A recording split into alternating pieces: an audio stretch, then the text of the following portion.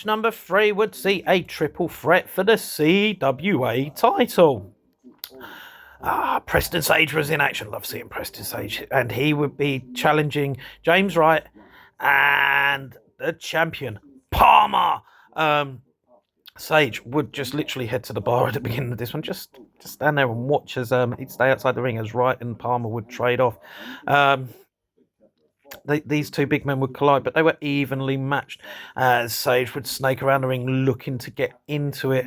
Eventually, Palmer would pull James Wright into the second turnbuckle, then hit a drop kick to the back for an early 2 count. A big power slam for another 2 count as Sage would finally get involved to have to break up the count, and then he'd get the 2 count himself.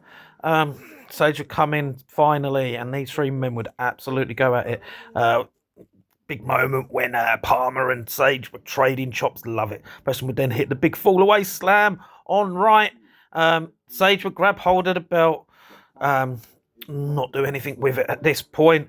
Wright would hit a pump kick on Palmer, and eventually Sage would then use the belt on Wright. He'd hit the frog splash on Wright as well, but Palmer would hit a splash on both of them and then move Sage out the way and pin Wright himself to retain his championship. A bit of chaos. I love it. The way that Sage was snaking around the ring, it was hilarious to start with. These 3 guys put on a fantastic match. It was very entertaining. Definitely had the fans involved. I love it. I love a triple threat for the title. Always the dynamics of what's going to happen between the 3 wrestlers and how they interact with each other and where they're going to go. Sage, he played that heel role quite well. You know what I mean?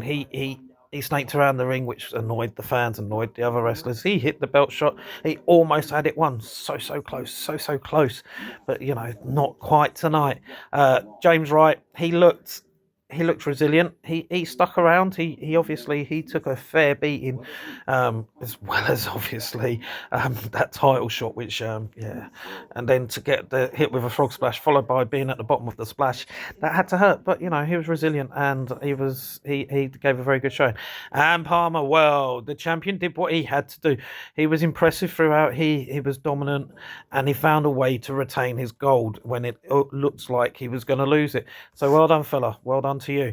Anyway, if you ever get a chance to see any of these 3 guys in action, I recommend that you do so for yourselves.